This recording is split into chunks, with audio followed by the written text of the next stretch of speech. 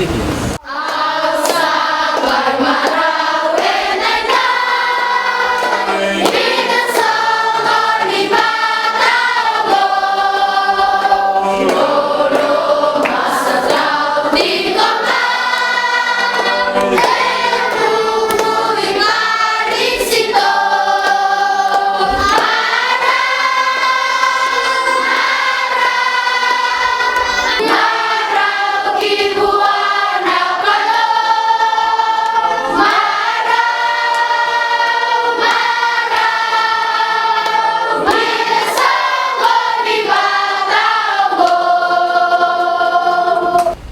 It is an honor to convey our message of welcome, that is, Bulsia.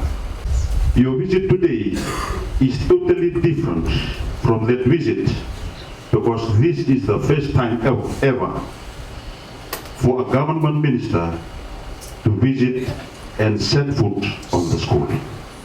Your presence today at Dogotuki District School is a testimony to this fact. With these words, madam, I once again welcome you and your team to Dogotuki District School.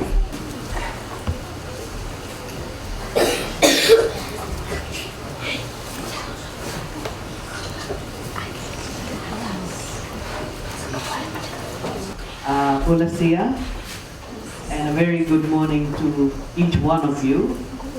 It's a pleasure to be back at Dogotuki. And your head master did mention very correctly that I did visit this school in 2018, and I must thank each and every teacher who warmly received me. We had a nice conversation in that little room, and thank you very much for that warm reception you gave me. And I feel the same today when I entered this school. It was like coming home again. So that's how I felt. And I must congratulate the forefathers who had set up this school for our children. Dogotuki is interior, it's rural, and obviously we need an education center that we can send our children to. If we don't have a school in a place like this, then there is a big struggle for parents. I mean, where to send your children? And I'm happy to note that you have a boarding school, and the government is providing all the assistance that you have mentioned, that is helping the parents, as well as keeping the students in the boarding school. So that was good to hear, that the free education grant that we provide to the school is very well utilized in ensuring that the children benefit from that. Now, ladies and gentlemen, you know that whole of last week we were in Parliament because there was this budget debate going on, and finally the budget was passed on Friday last week. And of the various ministries, the money that has been allocated to various ministries, I must say that Ministry of Education received the highest budget. Highest budget as compared to any other ministry. And the reason is because our Prime Minister, because this government believes that the future of our children is through education. And we have heard the story from the head teacher who talked about Suliasi, how he started his schooling here at Dogotuki, and today has completed his PhD and he's a lecturer in Canterbury. Now that's the kind of dream this government sees in all our children. We believe that our children, they have potential. It's just a matter of how we mold them so that as they grow, they can pursue their dreams. It's also an interesting story that is not always just academic, academic line that a child should take. The other story the head teacher shared was about this rugby player, how he has made a name in Wallaby. Now that's a wonderful story from a small rural school in Dogotuki. There are many other schools around the country, but you have shared two stories that stands out. Simply tell us that as parents, if you guide your children, you be part of their dream so that they can realize their dream. That's what you can do as parents. I want to share with you some of the budget allocation that has been made for Ministry of Education, and where I feel there is a gain for the school management committee, there is a gain for the parents and the students, and of course, there is something for the teachers as well. So I think I would like to start with the hard-working teachers, and I would like to say to you, Minaka Vakalevu, thank you very much for the work that you do. We greatly appreciate the work that you do in a school environment. It's not easy, but you have been looking after the children so well. You've been delivering the studies so well to our children, and you are contributing immensely in the education of our children. In the 2022-2023 national budget, the annual leave, 3 days annual leave, has been restored. You will be given your rural allowance, along with teachers who are fully qualified. You are on band F. You will be receiving 26,000 plus for your salary. Fully qualified, remember that. And teachers who are on band D and E, we are currently undertaking the review and assessing and getting all the information out so that we can offer you 5-year contracts. There are some teachers who are on,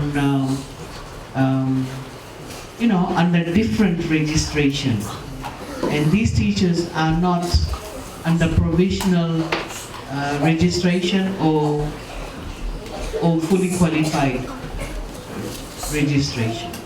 And I'm talking about registration, I'm referring to Fiji Teachers Registration Board. There are teachers who fall under limited authority to teach.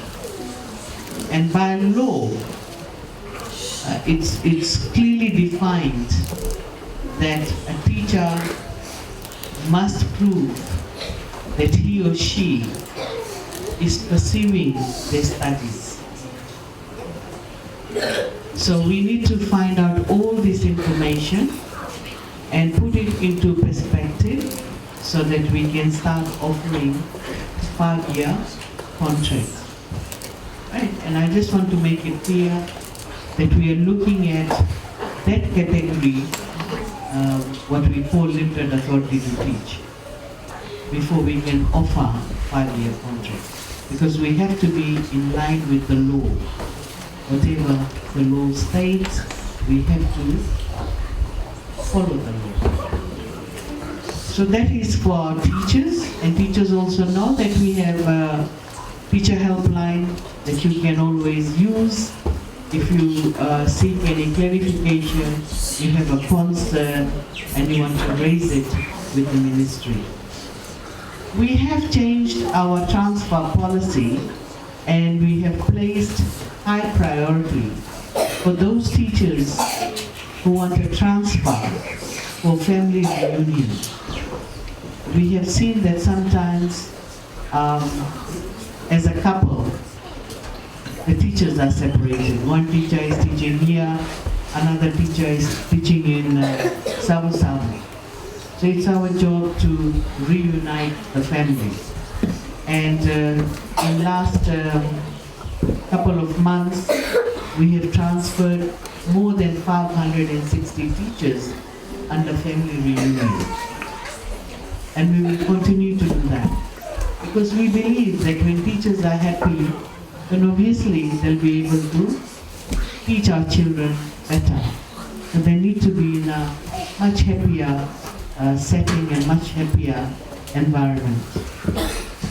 We also have a Teachers Talanua platform, which teachers can use. It's a very important platform for you, because that's where we put any courses, whether internationally available or locally available, for teachers to sign up. So it's good that you continue using Teacher Talanua platform, because even our messages, our circulars, etc., they're on Teachers Talanua platform. Now I'd like to look at the turn to School Management Committee, and I pay my deepest respect to the founders of the school. The founders are no more, but obviously the founders' children are around, who are still involved in managing the school. So I thank you for doing that. Generally, when people look after schools, it is seen as a thankless task. But you are doing it for your children, and we are here to support you. And it is for this reason, the Honorable Prime Minister, he is so committed to education, and under his leadership, we managed to provide free education grant to each and every school around the country. And in this year's budget, we have received $68 million as free education grant. It has increased from $62 million, which we used to receive previously. So that is a substantive sum, and it is given purely to assist School Management Committee to run the school with the help of the head teacher. Right. And how you're going to use this money is clearly defined, clearly stated in the school management handbook. And I have asked the divisional head and her team to continuously raise awareness on the school management handbook so that there is no abuse of funds. If you feel that certain money you want to divert, you want to seek violence, so that you can repair the school or repair anything, maybe the library, or just fix the walkway, whatever it may be, we can also seek violence through the permanent secretary. So these provisions are there for the school management committee. And for our students, as the head teacher mentioned, a bigger burden has been lifted from the parents. Previously, the parents had to fork out money for school fees, for bus fares, for textbooks. But no more, you don't have to do that. Because we understand that if you come from a rural area, and if you're a farmer, as we have heard again from the head teacher, that minimum money that you make from your farm is around $7,000 a year. Obviously, it can become extremely difficult for you to send all your children to school. So this is the burden the government is sharing with you. And we will continue to do that. We will continue to do that. The rest of the world, all around the world, we have come across countries where they are reducing the education budget. They're chopping the education budget because the economy is not doing well. They're diverting that money into other areas. But in Fiji's situation, we didn't even reduce the budget. In fact, we increased the budget because we want to create a knowledge-based society. We want to create a knowledge-based economy. And our children, they're very smart.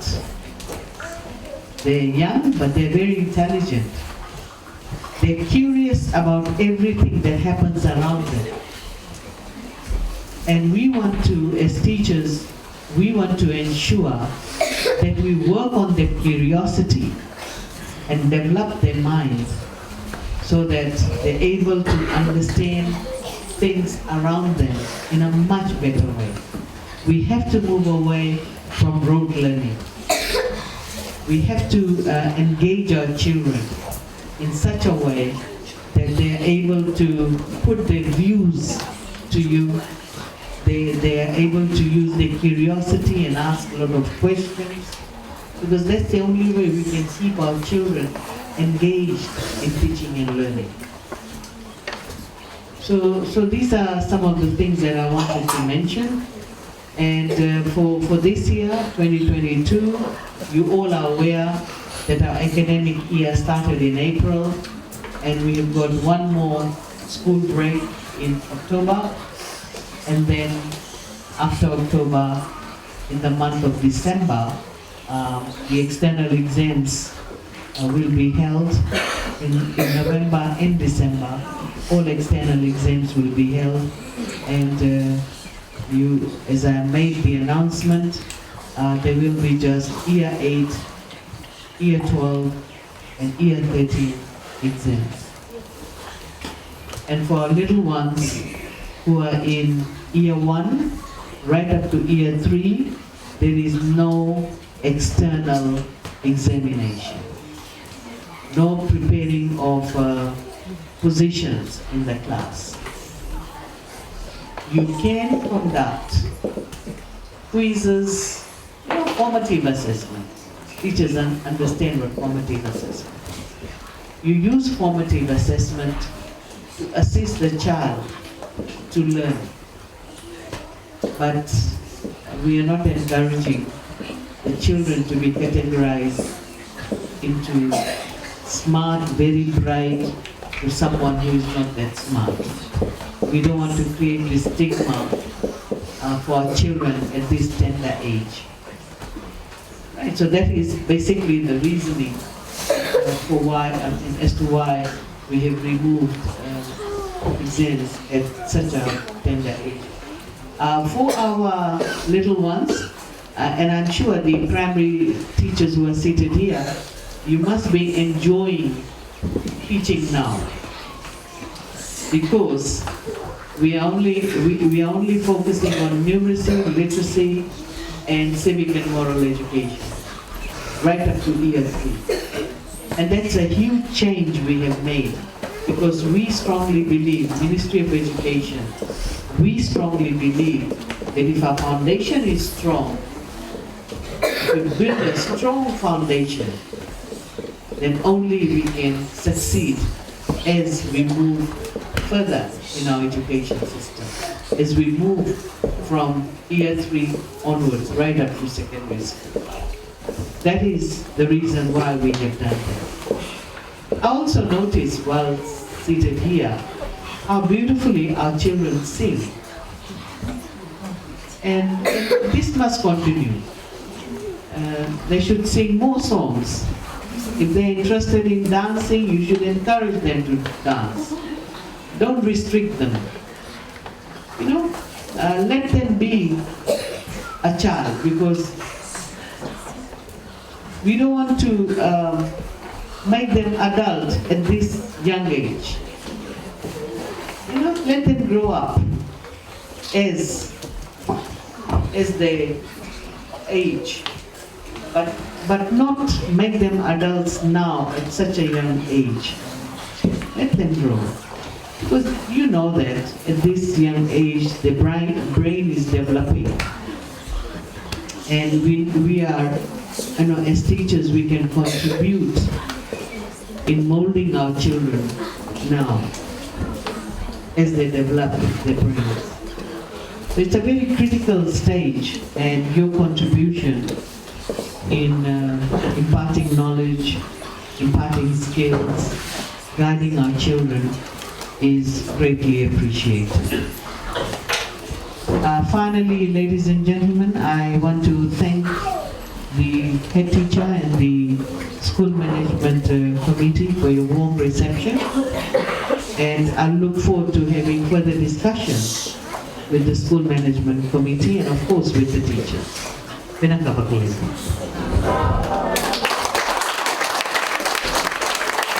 Got a little gift for our children, and you'll be able to make a decision if the kids need it in a home to play. So we